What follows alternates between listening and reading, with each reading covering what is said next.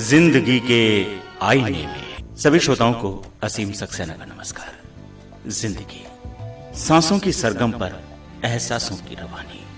समय इंसान को बहुत कुछ देता है, बहुत कुछ हाथों से फिसल भी जाता है। जिंदगी में एक वक्त ऐसा भी आता है जब हम कुछ पल ठहरते हैं, जिंदगी के आईने में बीते हुए लम्हों को निहारने की कोशिश करते हैं। ये आईने से अकेले में गुफ्तगू क्या है, ये आईने से अकेले में गुफ्तगू क्या है, जो मैं नहीं हूँ तो फिर तेरे रूबरू क्या है, ये आईने से अकेले में गुफ्तगू क्या है।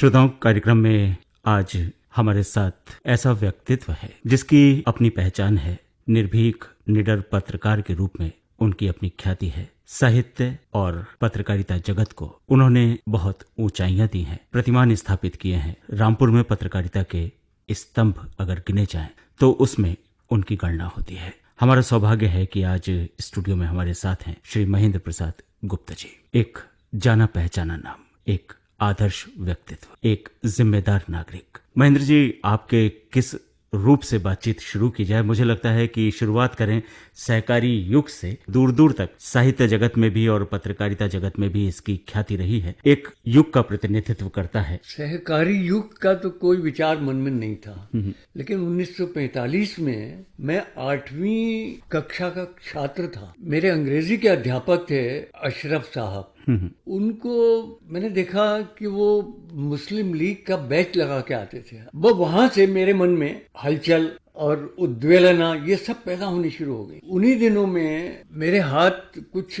ऐसी पुस्तकें लगी जिनमें से मैं एक का जिक्र कर दूं, बंकिम चंद्र चट्टोपाध्याय जी की आनंद मठ, वंदे मातरम जिसकी रचना है। तो उसको मैं क्लास में बैठकर पढ़ा करता था। डेस्क के नीचे रख, डेस्क के ऊपर कोर्स की किताब, उसके नीचे बंकिम की पुस्तक, और पढ़ता था और क्लास में ही उबलता रहता था मैं। तो अक्सर आप ये देखिए, मैं इसको ईश्वर की और अपने बड़ों की कृपा मानता हूँ। उन्होंने डांटने के लिए, क्या पढ़ रहे हो तुम? उनके साहब, जो मैं पढ़ रहा हूँ मुझे पढ़ने दीजिए, आप ये देख लीजिए कि जो आप पढ़ा रहे हैं वो मैं पढ़ रहा हूँ या नहीं पढ़ रहा हूँ। तो उन्होंने जो पढ़ाया था इंग्लिश का, उसमें से पूछ लिया। मैंने तुरंत उत्तर दे दिया, क्योंकि वो पाठ मेरा पहले से पढ़ा हुआ होता था। अब मुस्लिम लीग का एक व्यक्ति और कितना उदार हो सकता है, ये सोच के मैं आज उनको प्रणाम करता हूँ। उन्होंने बजाय मुझसे क्रुद्ध होने के डिबेट प्रतियोगिता में मुझे खड़ा कर दिया बोलने के, और उसमें नवाब रामपुर की स्टेट का एजुकेशन मिनिस्टर वहां मौजूद था। उसमें एक्सटेम्पोर बोलने के लिए मुझे खड़ा कर दिया, वो भी इंग्लिश में, 8वीं क्लास। यहाँ से मेरे मन में ये हुआ कि भाई जब बंकिम लिख रहे हैं तो मुझे क्यों नहीं लिखना शुरू करना चाहिए। उन्हीं दिनों में यहाँ एक साप्ताहिक पत्र हाथ से लिखा हुआ अक्सर मुझे देखने को मिलता था, अच्छा लगता था बहुत, और उससे भी उबाल आता। उस पत्र के संपादक के दफ्तर में पहुंच गया। उनका जगदीश रस्तोगी नाम था। तो 8वीं क्लास का छात्र, 16 साल का, 15 साल का, और जब उसने कहा कि मैं लिखना चाहता हूँ, तो उन्होंने कहा चाय पियो और चले जाओ यहाँ से। मैंने उनकी चाय छोड़ी और मैं चला आया। वो दिन था कि एक मन में भावना सी पैदा होने लगी। तो लिखने के मौके तो नहीं मिले 8वीं 9वीं तक। 10वीं में आके नवभारत टाइम्स और हिंदी के 1-2 पत्र पढ़ने को मिलते थे, उनमें कभी कभी अपनी टिप्पणियां में भेज दिया करता था, और मुझे खुशी है कि वो प्रकाशित होती थी। इसके बाद धीरे धीरे किसी तरह से इंटर हमने पास किया। जब बीए में हम आए तो वहाँ दिमाग को खुरेदने वाली बहुत सारी घटनाएं होती थी। वो अब जैसे एक बार उर्दू एसोसिएशन का प्रोग्राम हुआ, मैं हाल को खूब सजाया गया। मैं हिंदी, उस पर हमें एतराज नहीं था, मैं हिंदी एसोसिएशन का प्रेसिडेंट था, और professor Bholanath Bareilly degree college में बड़े वरिष्ठ और बड़े योग्य व्यक्ति थे, उनको मैंने बुलाया था, वो आ गए थे बिना पैसे लिए। उनका भाषण था, तो मैंने प्रिंसिपल को कहा, मैंने कहा कि ये आप हमारे हॉल को हमारे प्रोग्राम में कुछ थोड़ा सा तो सुसज्जित कराइए। नहीं, बोले ऐसे ही होगा। खैर वो हो गया। मैंने मौलाना जी को मैंने बता दिया कि यहाँ ये परिस्थिति। बोले चिंता मत करो, तुमने मुझे बुलाया है, हाल को सुसज्जित देखने को थोड़ी बुलाया है।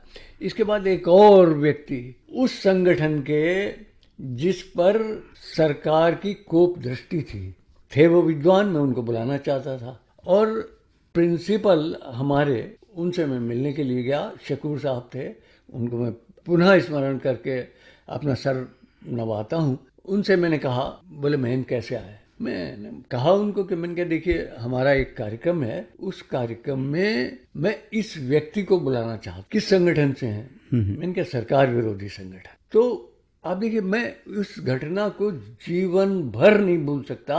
उस हमारे प्रिंसिपल ने 1 मिनट मस्तक पर उंगली रखने के बाद मौन धारण कर लिया, और फिर जब उंगली हटी है तो बोले बताओ कौन है। नाम बताया मैंने, बोले बुला लीजिए, मेरी जिम्मेदारी। लेकिन शर्त यह है कि उस फंक्शन को मैं प्रिसाइड, क्योंकि मैं ना बोल सकूं, थोड़ा सा आग होती थी मेरे बोलने में। उन्होंने प्रिसाइड किया, लेकिन संयोजन के लिए तो उन्हें मुझे ही बुलाना था। मैं संयोजन में अपने खड़ा हुआ, मुझे जो कुछ कहना था मैंने कह दिया। तो ये सब घटनाएं धीरे धीरे धीरे धीरे मुझे पत्रकारिता की ओर ले आई। और बीए में रहते रहते मैंने नवभारत टाइम्स को अपना संवाददाता बनाने के लिए प्रार्थना पत्र भेजा। 1.5 साल तक उन्होंने कोई उत्तर नहीं दिया उसका। 1.5 साल तक मेरे समाचार छापते रहे। 1.5 साल के बाद देखिए आपका कितना कठिन होता था उस समय संवाददाताओं का चयन। लिखा कि 6 महीने आपको ट्रायल देना होगा। अच्छा। 6 महीने ट्रायल देने के बाद उन्होंने मुझे बना दिया, लेकिन मुझे उससे संतुष्टि नहीं। 1955 में मैंने एक इंग्लिश पत्र टाइम्स ऑफ इंडिया को अपना आवेदन भेजा, उन्होंने मुझे अपना संवाददाता बना दिया। और 1955 से 1960 के बीच टाइम्स ऑफ इंडिया तो था ही, नेशनल हेराल्ड, नॉर्दर्न इंडिया पत्रिका, और ये Pioneer, national Herald, northern India पत्रिका और टाइम्स ऑफ इंडिया, ये 4 पत्रों को, ये देश के उस वक्त के प्रमुख समाचार पत्रों में गिनती थी। 1967 आया जी जी। तब पीटीआई को मैंने अप्लाई किया, उन्होंने, यह मेरा सौभाग्य रहा कि तुरंत बना दिया। और 96 में सब पत्रों ने सब जिलों से अपने अपने संवाददाता हटा लिए थे, मुझे भी हटा लिया गया, लेकिन ये पीटीआई जो है वो आज तक में। एक लंबी यात्रा है और एक क्रांति के साथ आपने इस यात्रा का आरंभ किया। कोई भी काम हम करते हैं या कोई भी नाम अपनी किसी रचना को देते हैं, एक सोच रख, नाम आपने दिया सहकारी युग, क्या सोच रही है? सोच सिर्फ इतना था कि मैंने सबसे पहले जो अपना आवेदन रजिस्ट्रार को भेजा उसका नाम इंसान रखा था, अपने पत्र का नाम। तो वहां से उत्तर आ गया कि इंसान नाम का पत्र है, कोई दूसरा नाम। अच्छा अच्छा। एक आध और भेजा, इसी तरह के उत्तर आते रहे, तो मैंने कहा कुछ बेतुका सा नाम रखो। सहकारी युग भेजा, वो मंजूर हो गया, हमने उस नाम से शुरू कर दिया। आपने महेंद्र जी वो दौर भी देखा जब देश गुलाम था, और आप साक्षी रहे हैं देश की आज़ादी के भी। कैसी स्थिति थी? अगर रामपुर की बात करें, आज़ादी पाने से पहले किस तरह यहाँ पर क्रांति की सुगबुगाहट थी? कौन कौन आए? क्या कुछ यादें आपके जहन में? हाँ, मुझे याद है। देखिए, प्रोफेसर मुकुट बिहारी लाल, आज नाम नहीं लेते रामपुर के लोग, और उसमें मैं अपने को गणना करके कहता हूँ कि हम लोग बड़े एहसान फरामोश, जिन्होंने गांधी हमना मालवीय के साथ रहकर, जेलों में रहकर इतना तपस्या की कि आज उसके उदाहरण आपको नहीं मिलेंगे। एक और नाम, सुरेश राम भाई, गांधी जी के साथ रहे, जेलों में रहे, अंत में यहाँ रामपुर के एक वैश्य परिवार के वो व्यक्ति थे। अच्छा। गांधी जी ने उनसे कहा कि तुम अब शादी कर लो भाई। इनकार किया एक आध दफा, उनका नहीं, मैं आदेश देता हूँ कि तुम्हें करना है। ठीक है, आदेश है तो मानेंगे आपकी बात, लेकिन तुम्हें एक हरिजन लड़की से शादी करनी है। बोले ये भी मानूंगा। और मैं उनकी पत्नी से भी मिला हूं, और वो तो मेरे पास प्रेस में आके, अगर उनको रामपुर आना है तो प्रेस में आके बैठना, साक्षात्कार देना, उसका प्रकाशन मैं बराबर करता था। एक और थे, मैंने 2 नाम बताया। जी जी। सतीश चंद्र गुप्ता, अच्छा। बनारस हिंदू यूनिवर्सिटी में वो छात्र थे। डॉक्टर राधा कृष्णन उस समय कुलपति थे। तो वो मुझे घटनाएं सब सुनाया करते, मैंने छापा भी है। बोले एक दिन वो अपना भाषण दे रहे थे, तभी 1942 में गांधी ने कहा कि अब मरो या करो, और वहीं उन्होंने अपना व्याख्यान जो था बंद कर दिया। तो बोले हम लोग उठे सब और पूरा प्लान बना लिया कि किस तरह से हमें आजादी की लड़ाई में योगदान देना है। और उस सतीश चंद्र गुप्ता को हवाई जहाज उड़ाने के आरोप में गिरफ्तार कर लिया गया रामपुर से। फिर 45 में आता हूँ मैंने उनको यहाँ जो हमारी अब पुरानी तहसील है, जी जी जी। इसके बाहर उस वक्त कचहरी थी, उसके बाहर रस्सियों से बंधे हुए जितने भी लोग थे उनके बीच में खड़े हुए देखा। तो उस श्वेत वस्त्रधारी और अत्यंत गंभीर धीर व्यक्ति को इस तरह से बंधे हुए देखकर मैं फिर से उबल पड़ा और मैंने धीरे धीरे मालूम करना शुरू किया कि भाई ये कौन है, ये कौन है। और करते करते करते उनके घर पे पहुंच गया, जहाँ उनके माता पिता स्वाभाविक था रो रहे थे। खड़े होकर देखते रहे, लेकिन लेकर आए प्रेरणा कि इनके पद चिन्हों पे हमें भी चल। ये 3 नाम तो है ही सामने। बहुत सारे साक्षात्कार भी आपके यादगार साक्षात्कारों में होंगे, तो कौन कौन से ऐसे व्यक्तित्व थे जिनसे आपका साक्षात्कार हुआ और उनके बारे में, उनकी कृतियों के बारे में, उनके व्यक्तित्व के बारे में आपको जानने का मौका मिला? मैं अगर कहूं कि मैं बड़ा असभ्य था अपने लेखन में तो ये गलत। सबसे पहला पत्र 1957 में मैंने डॉक्टर राम मनोहर लोहिया को लिखा, और उनको लिखा कि आप तो जनतंत्र के बड़े समर्थक और उसके झंडा बरदार हैं। आप सब बड़े बड़े शहरों में जाते हैं, ये रामपुर छोटा सा शहर है, क्या यहाँ नहीं आ सकते? ज्ञान मंदिर का उस वक्त में जनरल सेक्रेटरी था। जी जी। अरे साहब, उनका उत्तर आ गया, मैं आ रहा हूँ। वो आए, इंस्पेक्शन हाउस पहले किले में था, उसमें वो ठहरे हुए थे। तो मेरे साथ जो लोग थे, कृष्ण शरण आर्य, राम बरसेलाल भूषण, राम बरसेलाल, और ये सब बड़े अच्छे भले राजनेता। हम सब ने ये सोचा औपचारिकतावश उनको चल के नमस्कार कराएं। जैसे ही हम पहुंचे हैं उनके कमरे में, ये बड़ा यानी उनका एक विचित्र सा रूप सामने आएगा आपके।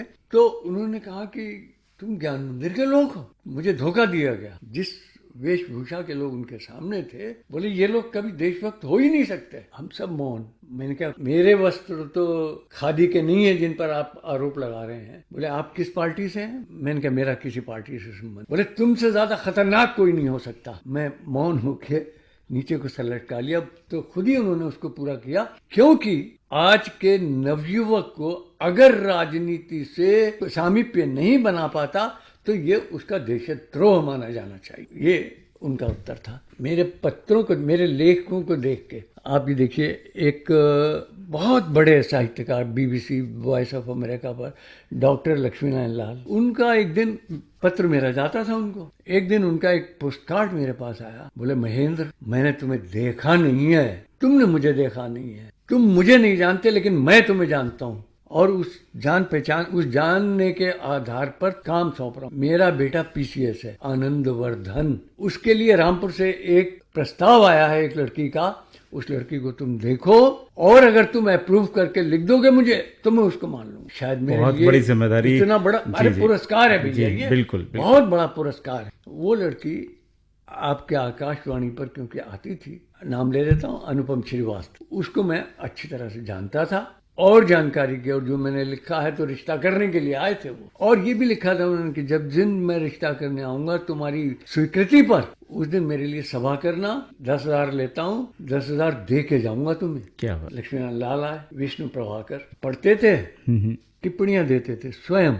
एक दिन हमने यहाँ रिश्ता किया शहर में, मेरे दामाद हैं रवि प्रकाश, वो कुछ नहीं, मैं तो बिल्कुल यानी कुछ नहीं कमाया कभी। वो शख्स और उनके पिताजी और उनका परिवार, अगर पहाड़ है तो मैं चूहा हूँ आर्थिक दृष्टि से। मेरे पत्र को देखकर वो एक दिन पिताजी के साथ मेरे पास आए और उनके पिताजी ने कहा कि इसके लेख तुम्हारे अखबार में छपे, इस आग्रह के साथ में आया। लेख लिखे तो क्या कहने उनका, बहुत बढ़िया। बस वहां से एकदम उन्होंने कहा, मुझे ये ऐसा लगा जो उनके लेख आते थे कि ये व्यक्ति ना तो इस बात को मानता है कि किस बिरादरी का हूं मैं, और न ये मानता है कि मुझे पैसा चाहिए। मैं अपनी बेटी का फोटो उनको दिया। कुछ सर्कमस्टेंसेस, कुछ परिस्थितियां ऐसी आई कि उन्होंने तुरंत मेरे पास कहला के भेजा कि मैं आ रहा हूँ। आए, बोले हम रिश्ता मंजूर है, लेकिन एक शर्त है, उन्होंने कहा मेरी जो इसकी बारात आएगी उसमें 1000 लोग होंगे, उन्हें सिर्फ खाना खिलाना है, उसके अतिरिक्त अगर तुमने एक रुमाल भी दिया दहेज में तो मैं रिश्ता कैंसिल कर दूंगा। इतनी बड़ी बात, ये कलम की देन है, कलम जिसमें सत्य होना चाहिए वो अगर है तो क्या क्या न मिल जाए। महेंद्र जी, आपको आपके बचपन की तरफ लेकर जाना चाहेंगे, पुरानी स्मृतियों में। कब जन्म हुआ, कैसा पारिवारिक परिवेश रहा, किस तरह की आपको अपने परिवार से सीख मिली, किस तरह का माहौल था? 23 अगस्त 1931 को मेरा जन्म हुआ। बेहद गरीब, एक जोड़ी कपड़ा होता था, दूसरा सिलवाने का जब भी कहते थे तो दिक्कत आती, लेकिन स्वच्छंदता बहुत ज्यादा थी, बहुत ज्यादा स्वच्छंदता थी। समय तो गुजरता चला गया, हम पढ़ते भी चले गए, आगे बढ़ते गए। 45 में, सन 1945 में नेहरू जी मुरादाबाद आए थे। पिताजी से मैंने कहा मुझे 1 रुपया दीजिए, मुझे एक किताब खरीदने मुरादाबाद जाना है। यानी वो इतना हिसाब तो वो जानते थे कि 1 रुपये में किताब भी आ जाएगी, मुरादाबाद का आना जाना भी हो जाएगा। मैं वो लेके 1 रुपया लेकर यहाँ एक बस में बैठ गया। एक बस चलती थी दिन में 45 में, 2 बजे जाती थी और शाम को 7 बजे लौट के आती थी। मैं उसमें बैठ गया, मुरादाबाद पहुंचा, किसी तरह से उस जुलूस पे जिसमें नेहरू जी को जाना था, उनके बिल्कुल उनकी बग्घी तक पहुंचने के बाद स्वयंसेवकों ने हटाया। बोले मैंने कहा ना हटना नहीं है। बोले क्या चाहते हो? मैंने कहा नेहरू जी को नमस्कार करूंगा। जैसे ही वो आए मैंने कहा नमस्कार नेहरू जी, उसका जवाब मुझे मिला। उसके बाद हम घिसकते रहे, फिर एक दूसरा तीसरा, बड़े बड़े नेता जितने भी रामपुर में आए किसी को छोड़ा नहीं, मैंने बातचीत की। आप देखिए, मैं आपको बताता हूँ, एजी खेर, आत्माराम गोविंद खेर यहाँ यूपी असेंबली के अध्यक्ष थे, स्पीकर थे, रामपुर आए। हमने कहा ज्ञान मंदिर इनको आना चाहिए, स्वीकृति दे दी। फिर जो दूसरे विचारों के लोग थे, राजनीतिक विचारों के लोग, उन्होंने उनसे कहा कि ये तो इन विचारों का है। उनका मन तो बदला, लेकिन वो वहां आ गए और छत पर था ज्ञान मंदिर, और वहां आकर उन्होंने कहा कि भाई मैं तो हार्ट का पेशेंट हूं, मैं छत पर नहीं चढ़ूंगा।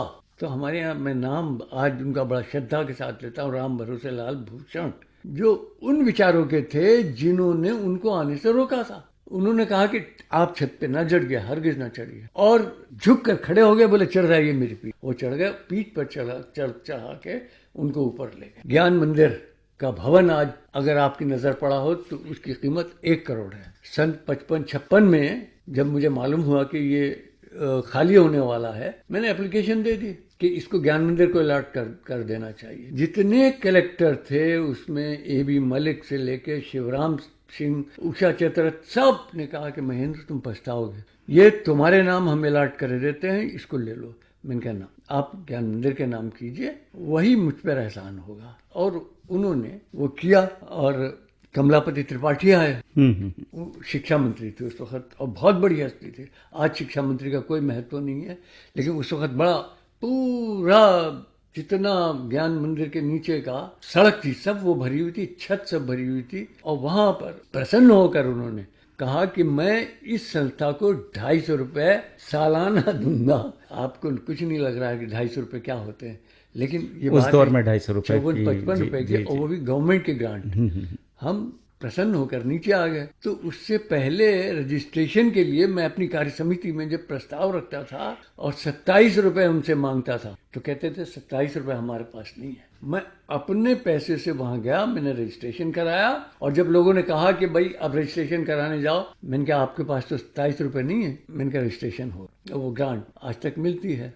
महेंद्र जी, आज उस दौर को याद करते हैं तो निश्चित रूप से गर्व का एहसास होता है, लेकिन जब वर्तमान दौर को देखते हैं तो अब ना साहित्य के प्रति उतना रुझान है, ना उतना समर्पण है, तो दिल को एक पीड़ा, एक कसक जरूर होती होगी। क्या लगता है क्यों ये दौर बदल गया? बड़ा अच्छा प्रश्न किया है आपने, और मैं आपको बहुत पीछे ले जाता। कन्हैया लाल नंदन का नाम आपने सुना होगा, कवि सम्मेलन में ये लोग आया कर, उनके साथ उमाकांत मालवीय का ये नाम भी सुना है? बिल्कुल। तो ये लोग आए हुए थे, मुझे मेरे प्रेस से मेरे मित्र उठाकर ले गए कि इन लोगों से मिलने चलते हैं। तो नंदन जी से मैंने प्रश्न किया, मैंने कहा नंदन जी ये बताइए कि आप जो कुछ लिख रहे हैं आजकल, उसका किसी प्रकार से परिवर्तन समाज में दिखाई नहीं देता, उसका कोई रिएक्शन नहीं दिखाई देता, और लोग जिस दिशा में चलना चाहिए वो नहीं दिखाई देता। जिस तरह से आजादी से पहले क्रांति के लिए लोग लिखा करते बिल्कुल। थे, उसका असर होता था।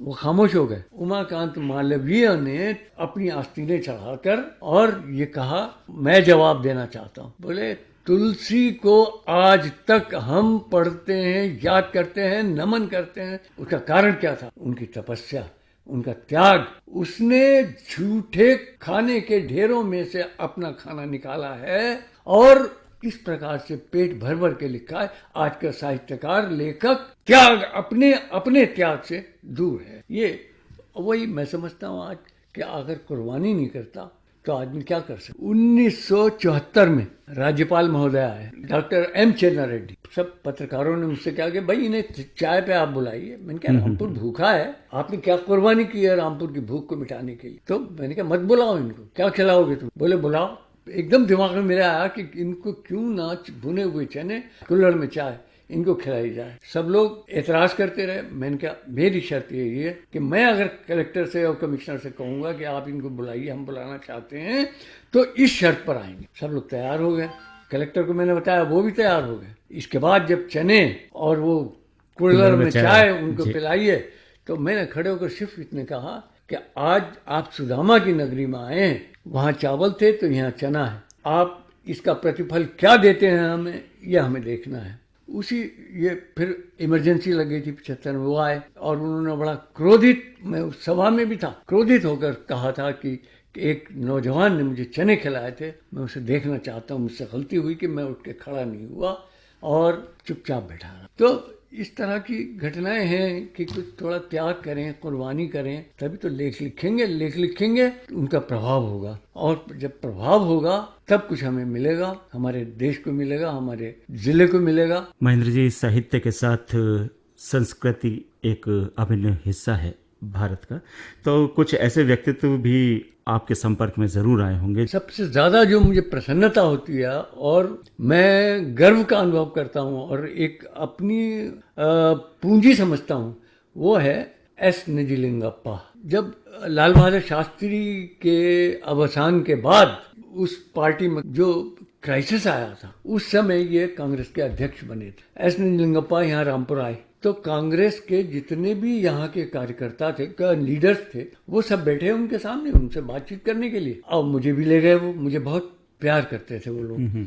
मुझे ले गए तो आते ही निजलिंगप्पा साहब आए और आते ही उनका हाउ इज रामपुर। अब मेरे अगल बगल जितने भी थे सब खामोश। तो जो दो महानुभाव थे, उन्होंने एक ने इधर से कोनी मारी, एक ने उधर से मारी, इशारा था कि अब तू चालू हो जा। मैंने उनको रामपुर के बारे में बताना शुरू। करीब पौन घंटा जब गुजर गया तो सरदार चंचल सिंह कांग्रेस के अध्यक्ष थे, उन्होंने कहा कि सर चाय के लिए चलिए। बोले आप पीजिए चाय, हमारे लिए 2 कप भेज दीजिए, मुझे अभी बहुत बात है। दूसरा देवराज अरस, वो भयंकर आदमी था, भयंकर।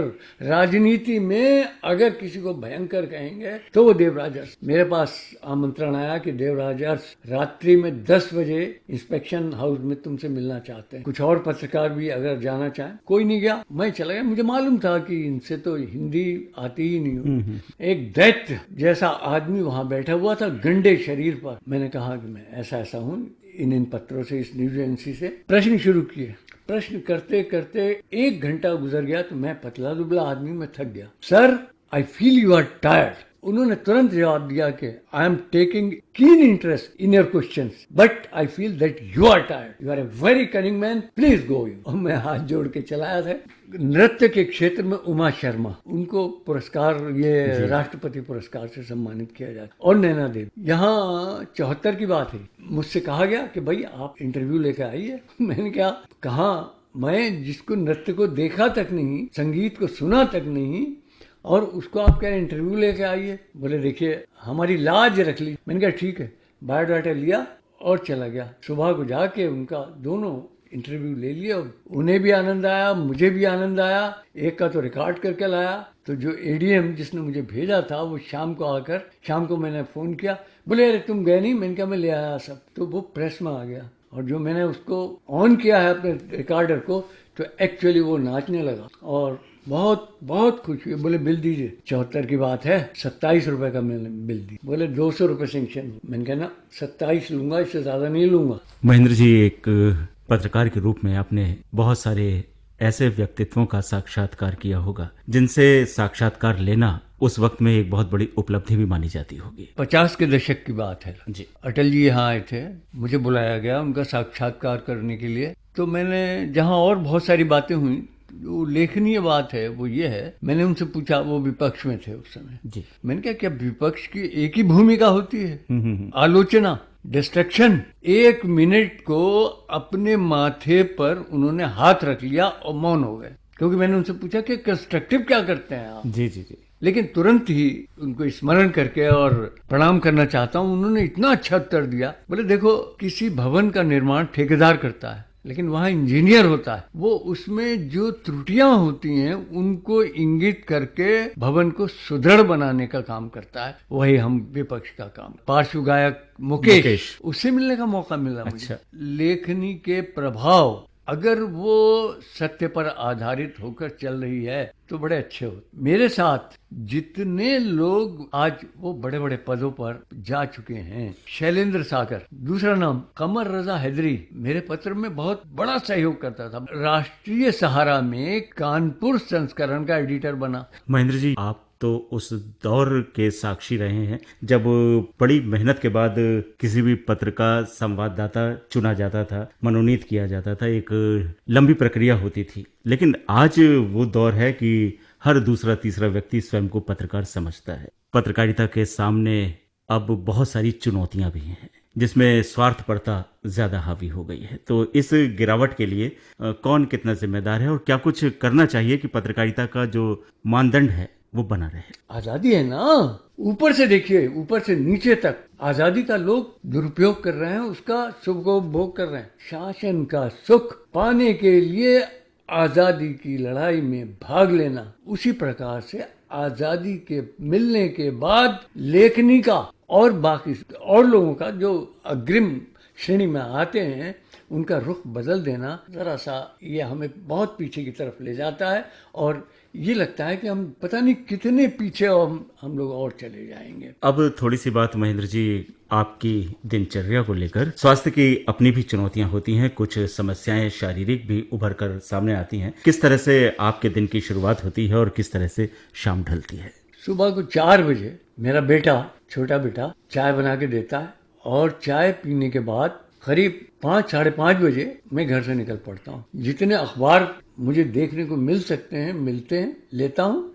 हिंदी के हों कुछ तो अंग्रेजी के हों तो, और एक अंग्रेजी का अखबार लेकर मैं वापस। उसके बाद कम से कम 1 घंटा व्यायाम करना। व्यायाम करने के बाद, बहुत कठिन व्यायाम, अपना स्नान और भी जो कुछ भी थोड़े बहुत काम होते हैं वो सब करने के बाद 10 बजे मैं, मेरे बेटे की यहाँ पर दुकान है, वहाँ आकर बैठ जाता हूँ और जो कुछ भी समाचार मेरे पास आते हैं उनको ड्राफ्ट करना, कंप्यूटर पे ये इंटरनेट जो होता है उस पर पहुँच के उसको बोलना और बोल के उसको मेल कर देना, निपट के चले आना। बाकी फिर अपने पत्रों को देखना, जो समाचार पत्र मैं लाता हूँ उसको पढ़ना। इस तरह से रात शाम तक व्यतीत हो जाती है। घर पर पहुँचे रेडियो लेके बैठ जाता हूँ, रामपुर सुनता हूँ, फिर बीबीसी सुनता हूँ, उसके बाद कोई और लग जाता है स्टेशन, उसको सुनता हूँ और वो सब दिमाग को मेरी ताजगी देते हैं, मुझे जिंदगी देते हैं। महेंद्र जी, हर इंसान अपनी जिंदगी में बहुत कुछ पाने की कोशिश करता है और बहुत कुछ पाता भी है। कुछ सपने ऐसे रहते हैं जो सच नहीं हो पाते। हम कोशिश तो करते हैं फिर भी अधूरे रह जाते हैं। टाइम ही नहीं मिला मुझे सपने देखने। 1960 में अपने व्यापार के लिए, अपनी रोटी रोजी के लिए मैंने प्रेस शुरू किया और उसमें आपको आश्चर्य होगा, आपको शायद विश्वास भी ना हो कि सुबह अगर 6 बजे आवश्यकता है तो 6 बजे जाना और रात को 8 बजे 10 बजे तक आना, तब कहीं रोटी और बाकी के खर्चे पूरे हो पाते थे। वो जो कुछ में बना वो अंतिम था और सर्वोत्कृष्ट। बस मैं तो इतना चाहता हूँ कि लोग बीने पत्रकार हैं तो रास्ते पे चढ़ते हुए उस पथरी को भी देख लें कि जिस पथरी पर हो सकता है आतंकवाद लिखा हो और हो सकता है उस पर शिव शंकर लिखा हो। किसी पर्चे को पढ़ा वो देखें, उस पर मैंने देखा है, पर्चे उठाए हैं और उस पर मुझे अपनी संपादकीय का विषय मिला है। 2000 संपादकीय मैंने लिखे हैं। तो जो घटनाएं मेरे सामने आती थी, सड़क पर चलते हुए जो कुछ मुझे मिल जाता था, उसको आधार बनाकर मैंने लिखा है। तो मैं तो उनसे ये कहूँगा कि जो कुछ भी सामने आए उसको बहुत गहरी नज़र से देखकर, बिना चश्मे के का अध्ययन करें, महेंद्र प्रसाद गुप्त जी, आपने अपने व्यस्त कार्यक्रम में से हमारे लिए समय निकाला। हम आभारी हैं आपके। यहाँ आने के लिए आपका बहुत बहुत धन्यवाद। श्रोताओं, ये थी जिंदगी के आईने में कार्यक्रम की आज की कड़ी। अगले अंक में फिर हमारे साथ होगी एक और शख्सियत। तब तक के लिए असीम को आज्ञा दीजिए। नमस्कार। ये आईने से अकेले में गुफ्तगू क्या है, ये आईने से अकेले में गुफ्तगू क्या है, जो मैं नहीं